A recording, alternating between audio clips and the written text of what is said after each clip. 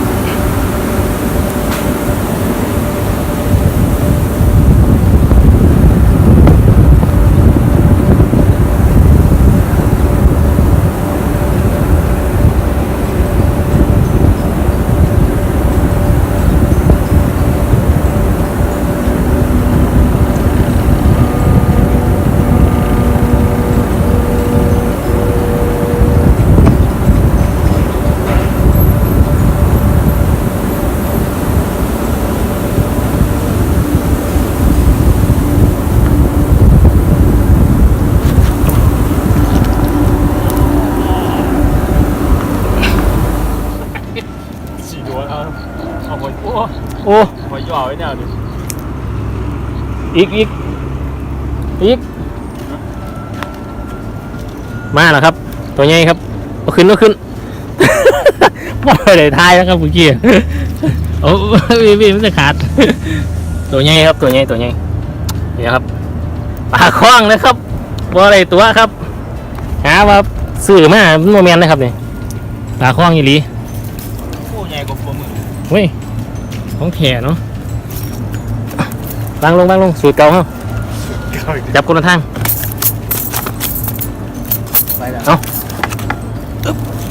อ้าวเขาก็สร้างไปแล้วครับเสร็จแล้วครับว้าว่าจะเห็นอย่างเว้ยตัวนี้สุดยอดครับโอ้ตัวนะครับมันเด็กสื่อสั้นเลยตื่นเต้นปานบ่เคยได้นะตัวใหญ่นะครับตัวทำพามือโอ้แท่งครับนี่ครับตัวเดียวพวกของนี่ก็เป็นตัวใหญ่ไปแหลกก็จะใช่เขาก็เอาไปไล่เลยนะตัวนี้บ้านเนี่ยนี่ครับนี่ขึ้นมาตั้งแต่พวกคลิปตัวคือฝ่ายยานคลิปฝ่ายยานคลิปวิลลี่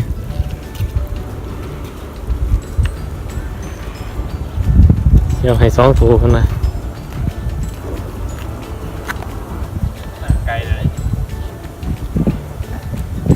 ว่าเนี่ยนาทีละพวกเขาเลยว่านผมไม่ได้ญี่ปุ่นกับขากลับเต็มถุงเอเล่เลยว่าน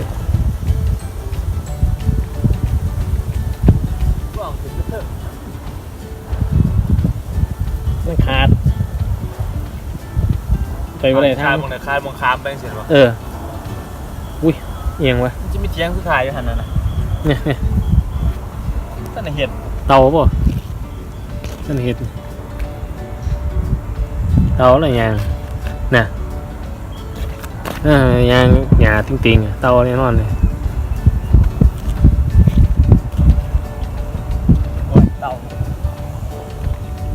ครับใจเอามาแล้วเมื่อกี้โอ้ยเมื่อกี้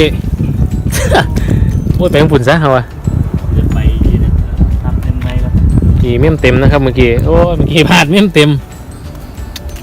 ต้องนี่สตาร์ทเครื่องใหม่นะครับเมื่อกี้ขอโทษขออภัยหลายๆครับตรงนี้ครับตัวใหญ่มากจานต่อเห็ดตัวใหญ่มากเมื่อกี้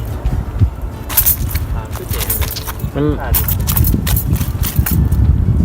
ก็ซับเมี่ยมเต็มเลยไหมใหญ่กว่ากันนี่ก็ตัวแรกนี่นะครับโอ้ เขาเจ้าละซองเมื่อกี้อู้ถ่ายมาเม่มเต็มพอดีไหมโอ้ยผมละเงิดไหมโทรศัพท์ย่านในเอลโทรศัพท์ใหม่ครับเอาใบใหม่ออกก่อนนะ เอาเด็กตายไม่จากบาท ไปโอ้ยเข่าปาก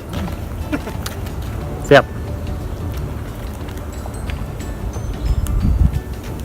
ช็อตเด็ดๆนี่ข้าวส้มเนี่ยยี่บาทว่านในตัวผูมาในตัวเมียไปอ้วนครับอ้วนโอ้ยหนึ่งเสียบด้วยนี่เสียบก็คล้องมาได้เสือเขากินไม่อยากเสียบกันเลยครับ แล้วเนี่ยสูบแมงกระขักเพื่อนหนาเขา อันนี้ย่ำป่ามันลอยครับมันเขาไปนี่ครับตัวนี้เขาไปนี่เงี้ยคอไปยังกับเขาไปนี่เคยใส่ปลาไหลกับได้อยู่นะครับแต่บ่ได้มาย่ำครับเนา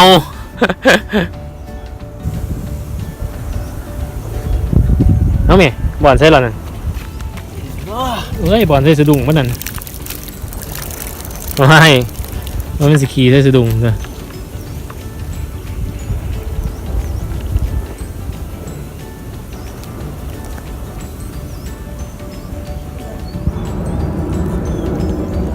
เอาจัดมันไปไกลไหมไปไก่กันไร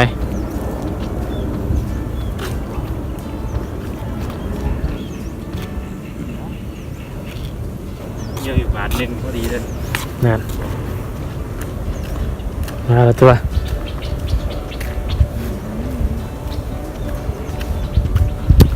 กระดิ่งกับเสมาหอดมันเมื่อวานแล้วนะครับโอ้ยประกายบ่ขึ้นในเสา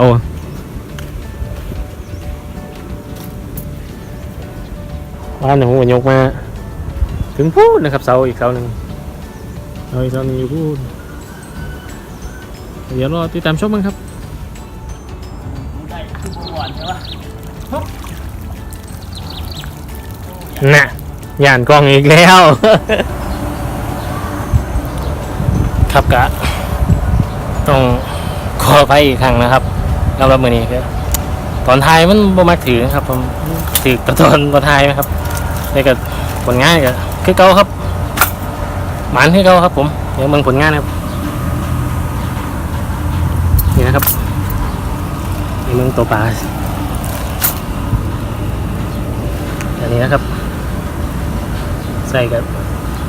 มะตางจากหมู่บ้านนะครับใส่ปลานี่ครับโอ้โหนี่ไงกันนี่นะครับนี่ครับหากินซ้ำตายครับหมันที่เราครับขอบคุณที่ติดตามเราชมครับฝากกดไลค์กดแชร์แล้วก็กดซับสไครต์นะครับให้ผู้ที่ชื่นชอบได้รับชมร่วมกันนะครับผมขอบคุณครับ